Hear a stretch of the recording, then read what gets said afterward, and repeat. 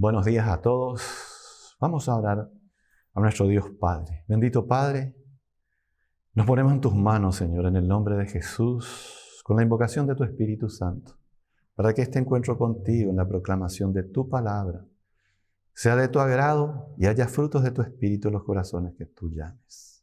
Gracias, Padre bendito, en el nombre de Jesús. Amén y amén. Siempre en el marco del pacto eterno, el nuevo pacto. Y hoy vamos a enfatizar el Evangelio. Pablo está mirando la obra de salvación de Dios y escribe Romanos 10:15. ¿Y cómo predicarán si no fueren enviados? Como está escrito, cuán hermosos son los pies de los que anuncian la paz, de los que anuncian buenas nuevas. Está citando al profeta Isaías 52:7. Pablo está mirando la justicia de Dios en las buenas nuevas, en el Evangelio. Y en el comienzo de su carta a los Romanos dice, del 1 al 7, Pablo, siervo de Jesucristo. Antes que nada, Pablo es siervo de Jesucristo, llamado a ser apóstol apartado para el Evangelio, santificado para el Evangelio de Dios, que él había prometido antes por sus profetas en las Santas Escrituras, acerca de su Hijo, nuestro Señor Jesucristo, que era del linaje de David según la carne, que fue declarado Hijo de Dios con poder según el Espíritu de Santidad, por la resurrección de entre los muertos, y por quien recibimos la gracia y el apostolado para la obediencia a la fe. En todas las naciones por amor de su nombre, entre los cuales estáis vosotros, llamados a ser de Jesucristo, a todos los que estáis en Roma, amado de Dios, llamados a ser santos, gracia y paz a vosotros, de Dios nuestro Padre y del Señor Jesucristo. La pasión de Pablo es el Evangelio, es Jesucristo. Veamos. Primera de Corintios 9:16 dice, pues si anuncio el Evangelio, no tengo por qué gloriarme, porque me es impuesta necesidad. Y ay de mí si no anunciare el Evangelio. Pablo está diciendo, muerto soy si no anuncio el Evangelio.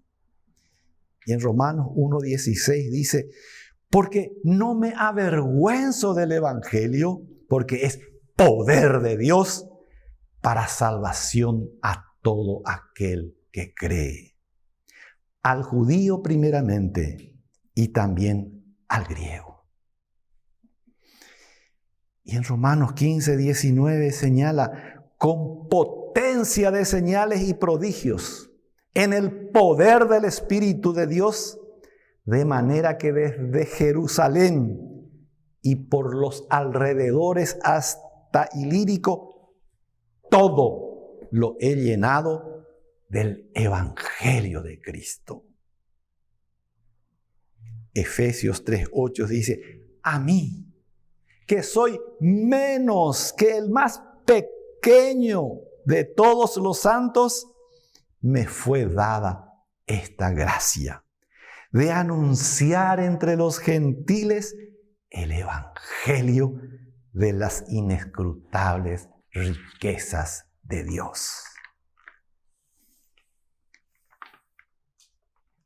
Y a Timoteo, en su segunda carta, en 1:10, dice: pero que ahora ha sido manifestada por la aparición de nuestro Salvador Jesucristo, el cual quitó la muerte y sacó a la luz la vida y la inmortalidad por el Evangelio. Pero el Evangelio es atacado a diestra y a siniestra. Romanos 10:16 dice: mas no todos obedecieron al Evangelio. Pues Isaías dice: Señor, ¿quién ha creído a nuestro anuncio? En Gálatas 1:6 dice: estoy maravillado de que tan pronto os hayáis alejado del que os llamó por la gracia de Cristo para seguir un evangelio diferente. Sigue con Gálatas 1:11 al 12.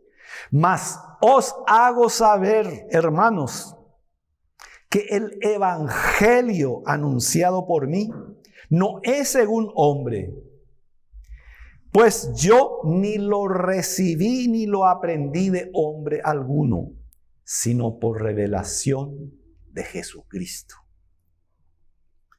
Y en Filipenses 1:7 señala: como me es justo sentir esto de todos vosotros, por cuanto os tengo en el corazón y en mis prisiones, y en la defensa y confirmación del Evangelio.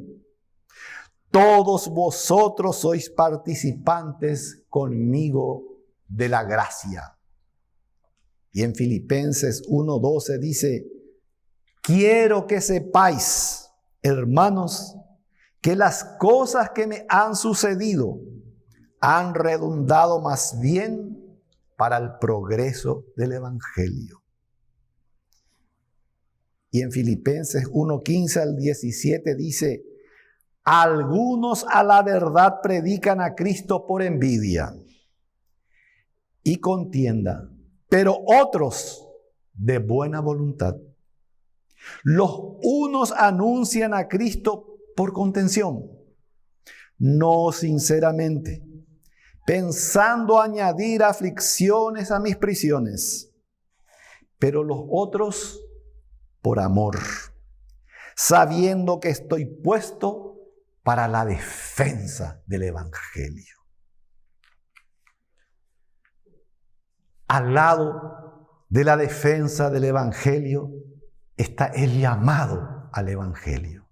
Colosenses 1:23 señala: si en verdad permanecéis fundados y firmes en la fe y sin moveros de la esperanza del Evangelio, que habéis oído, el cual se predica en toda la creación que está debajo del cielo, del cual yo, Pablo, fui hecho ministro. En Colosenses 2:14 dice: a lo cual os llamó mediante nuestro evangelio para alcanzar la gloria de nuestro Señor Jesucristo. Ahí en el último libro de la Revelación, Apocalipsis 14:6 dice: vi volar por en medio del cielo a otro ángel que tenía el evangelio eterno para predicarlo a los moradores de la tierra, a toda nación, tribu, lengua y pueblo. Y en Efesios 1:13 dice: en Él, en Cristo, también vosotros, habiendo oído la palabra de verdad, el evangelio de vuestra salvación, y habiendo creído en Él, fuisteis sellados con el Espíritu Santo de la promesa. Efesios 6:15 dice: y calzados los pies con el apresto del Evangelio de la paz. Es el pasaje de la armadura de Dios. Si hemos de caminar en el Evangelio, debemos estar calzados con el apresto del Evangelio. Filipenses 1:27, la primera parte dice: solamente que os comportéis como es digno del Evangelio de Cristo. Pablo, pasión por el Evangelio, anuncia, gime, trabaja sin descanso, no se avergüenza, confirma, defiende de los falsos hermanos del Evangelio, de los espías, esclavistas, circuncidadores, pervertidos. Todos ellos sean anatema, sean malditos, dice Pablo en el fuego de la defensa del Evangelio. Y Pablo es puesto en la brecha. Entonces, en 1 Corintios 1, 22, 23 señala: porque los judíos piden señales y los griegos buscan sabiduría. Pero nosotros predicamos a Cristo crucificado. Para los judíos ciertamente tropezadero, piedra de tropiezo. Y para los gentiles, locura. Pablo, apóstol de Jesús resucitado por la voluntad del Padre, define claramente su posición. Y dice, 2 Corintios 2:17, pues no somos como muchos que medran falsificando la palabra de Dios, sino que con sinceridad, como de parte de Dios y delante de Dios, hablamos en Cristo. Y demostrar la falsificación de la palabra de Dios es lo que encara decidida y terminantemente en todo el capítulo 3 de su segunda carta a los Corintios. Hace un contraste entre el Evangelio y aquello que no es. Y son palabras muy fuertes. Veamos. Siempre 2 Corintios 3, de 1 al 3. ¿Comenzamos otra vez a recomendarnos a nosotros mismos? ¿O tenemos necesidad, como algunos, de carta de recomendación para vosotros o de recomendación de vosotros?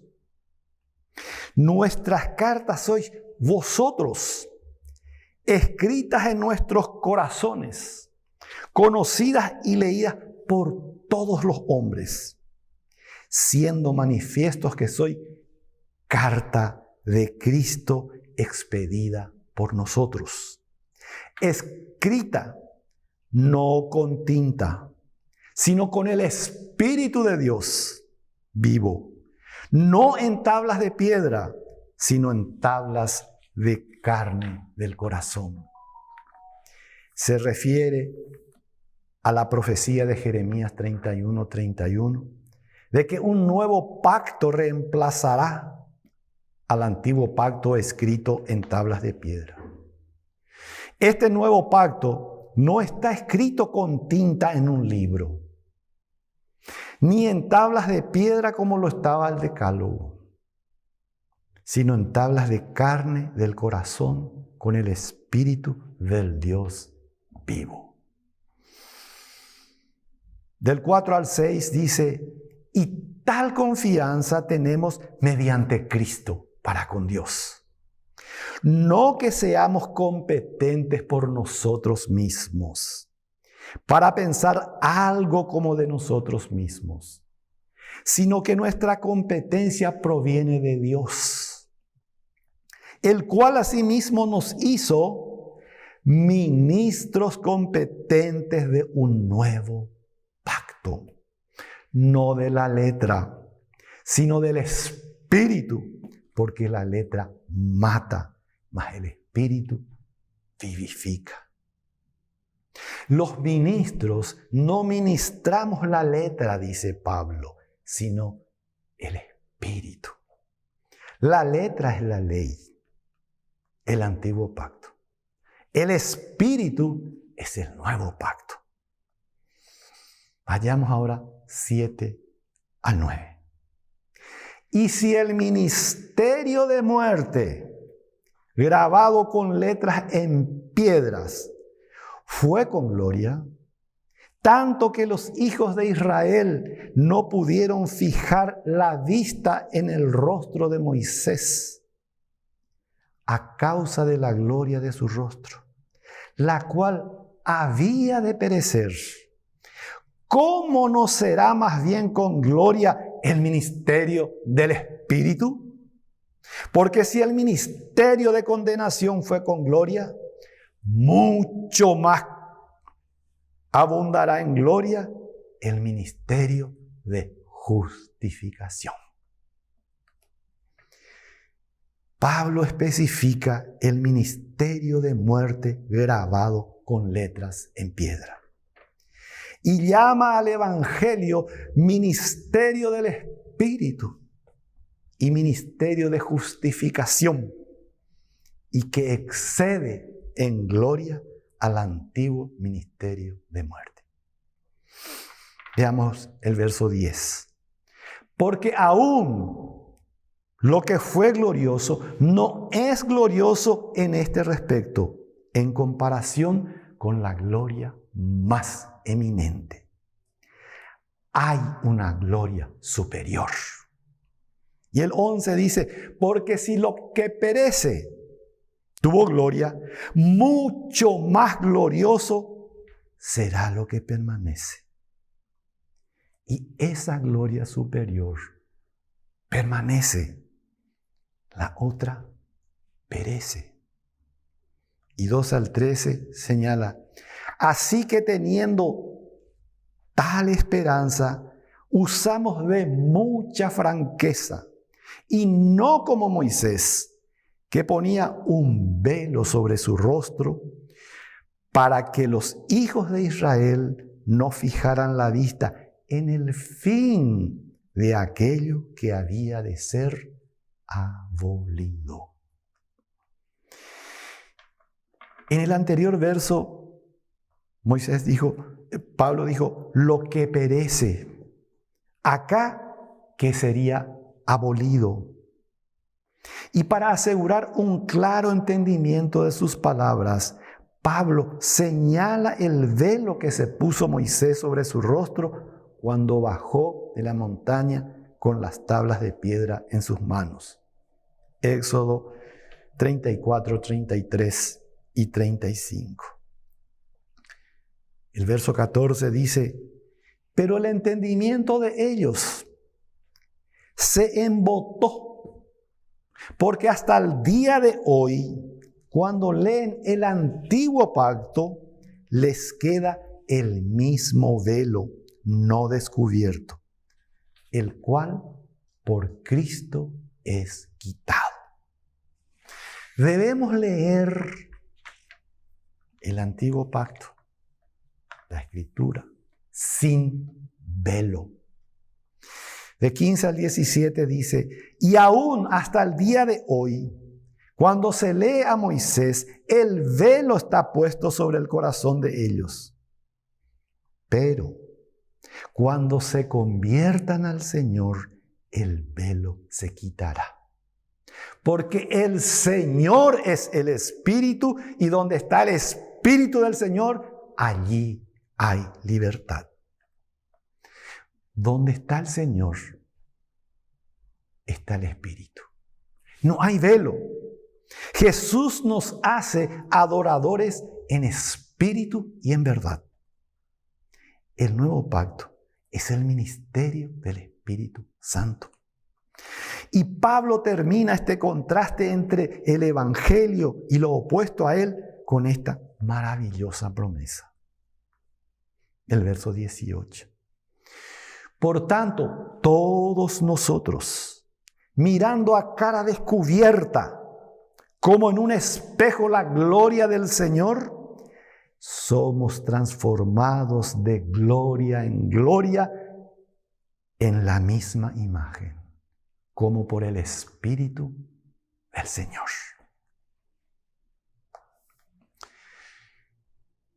Leímos en la introducción de Romanos que las Santas Escrituras hablan de Jesucristo. Veamos esto. Juan 5:39 dice, Jesús está hablando. Escudriñad las Escrituras, porque a vosotros os parece que en ellas tenéis la vida eterna. Y ellas, las Escrituras, son las que dan testimonio de mí. Las Escrituras testifican de Jesús. Juan 5:46 dice, porque si creyeseis a Moisés, me creeríais a mí, porque de mí escribió él. Moisés, 13 siglos antes, escribió de Jesús y creyó en él. Lucas 24:7. Y comenzando desde Moisés y siguiendo por todos los profetas, les declaraba en todas las Escrituras lo que de él decían. Es el encuentro de los dos discípulos camino a Emaús. Moisés y los profetas era una de las fórmulas para referirse a las Escrituras como un todo, de acuerdo a su organización. Y ese todo habla de Jesús. Esa fue la enseñanza central de Jesús a estos dos caminantes. Lucas 24:44 dice, Jesús está hablando.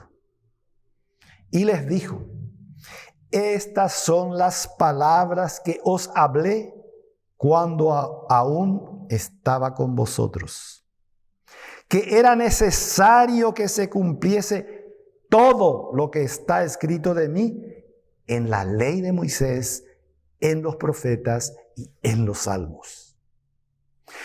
Es la aparición de Jesús resucitado a los 11 reunidos y a los que estaban con ellos.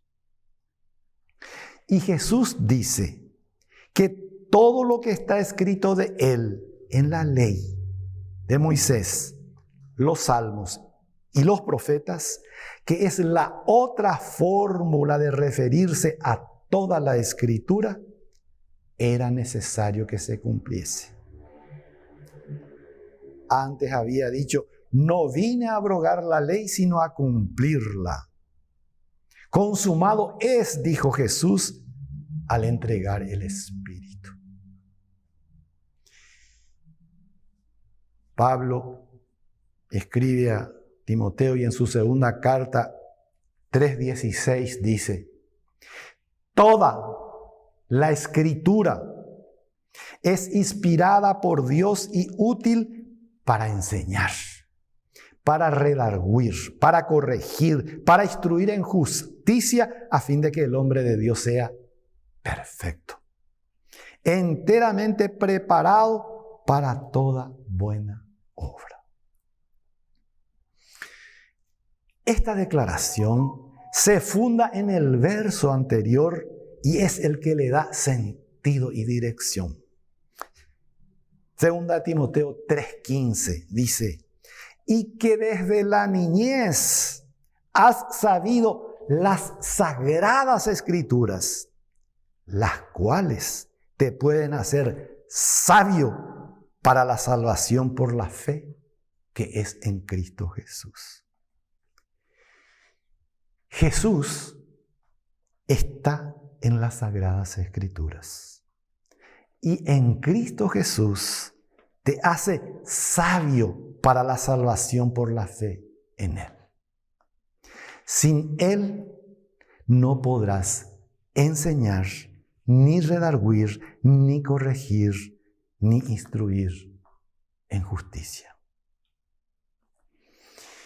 Y Jeremías 3:16 al 17 dice: y acontecerá que cuando os multipliquéis y crezcáis en la tierra, en esos días, dice Jehová, no se dirá más arca del pacto de Jehová, ni vendrá al pensamiento, ni se acordarán de ella, ni la echarán de menos, ni se hará otra.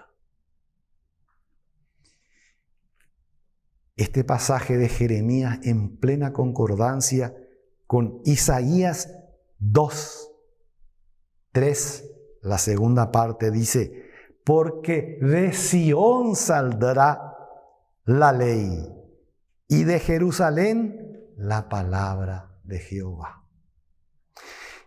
Y Miqueas ratifica exactamente las mismas palabras de Isaías y dice también: porque de Sión saldrá la ley y de Jerusalén la palabra de Jehová. Miqueas 4:2, la segunda parte. Jeremías, Isaías y Miqueas, siglos antes, profetizan en la misma dirección. Señalan a Jesús, al Evangelio, al nuevo pacto.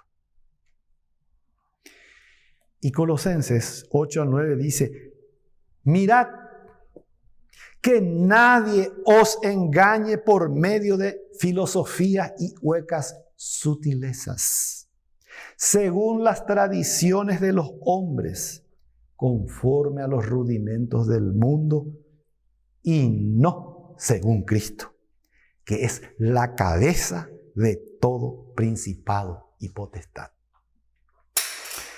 Es una advertencia. Nadie te engañe.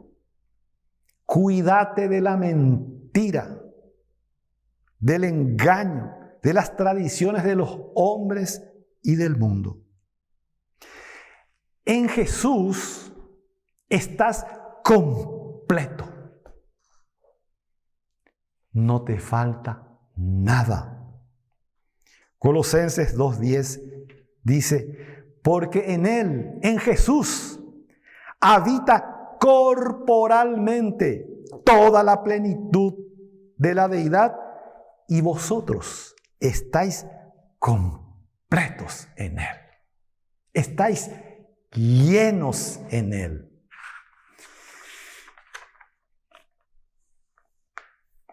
Debemos buscar el blanco. El antiguo pacto, la escritura, las santas escrituras, lo debemos leer cristológicamente. Lo que hizo Jesús con los 2 caminantes a Emaús y a los 11 y demás en el aposento alto. Jesús es el intérprete y el sujeto de las santas escrituras. Él es el mensaje. Él es el mensajero y Él es la profecía. La entendemos a la luz de su cumplimiento. En Él converge todo el Antiguo Testamento y de Él emana toda la luz del universo. La visión judía era un Mesías nacional, propio, no un Mesías universal ofrecido a todas las naciones. El nuevo pacto y el nuevo corazón dirigido a Israel se cumple en su iglesia. En su manifestación, Jesús revela 2 cosas no dichas a los profetas del Antiguo Testamento: que habría 2 venidas del Mesías y que haría surgir un nuevo pueblo mesiánico, su iglesia, compuesta de los discípulos, que serían testigos hasta lo último de la tierra. La interpretación de Jesús y la interpretación de los escritores del Nuevo Pacto a partir del acontecimiento Jesucristo son normativas para nuestra propia interpretación. Ellas marcan la senda, la huella, y no hay otra. Por ejemplo, la interpretación de Jesús sobre la venida del profeta Elías, Marcos 9:13. La interpretación cristológica de Hebreos 8:6 al 13 y 10:15 al 17 sobre Jeremías 31:31. Las citas e interpretaciones del Nuevo Testamento son nuestra orientación definitiva para entender el Antiguo Testamento. Jeremías piensa en un nuevo pacto judío. Para los escritores judíos, toda la escala era Israel. En el nuevo pacto, en Jesús, la escala es infinita. Se basa en la muerte y resurrección del Mesías, algo que no menciona Jeremías. No está en su visión. Así determinó Dios en su sabiduría y soberanía. La profecía de Jeremías 31:31 se cumple plenamente, pero de una manera radicalmente diferente. Y de reunir todas las cosas en Cristo en la dispensación del cumplimiento de los tiempos. Dice la palabra en Efesios 1:10. No nos corresponde leer el antiguo pacto como si Jesús no hubiera venido. No nos corresponde leerlo e interpretarlo a sus espaldas. Cuando lees el Antiguo Testamento, busca a Jesús, su persona, su obra, su mensaje, su evangelio. Encuéntralo. Si no hacemos así, quedamos a medio camino. No alcanzamos el blanco. Segunda de Corintios 5:17 al 21 dice: de modo que si alguno está en Cristo, nueva criatura es. Las cosas viejas pasaron. He aquí todas son hechas nuevas. Y todo esto proviene de Dios, quien nos reconcilió consigo mismo por Cristo. Y nos dio el ministerio de reconciliación, el ministerio del nuevo pacto. Que Dios estaba en Cristo reconciliando consigo al mundo, no tomándoles en cuenta a los hombres sus pecados, y nos encargó a nosotros la palabra de la reconciliación. Así que somos embajadores en nombre de Cristo, como si Dios rogase por medio de nosotros. Os rogamos en nombre de Cristo, reconciliados con Dios. Al que no conoció pecado, por nosotros lo hizo pecado, para que nosotros fuésemos hechos justicia de Dios en él.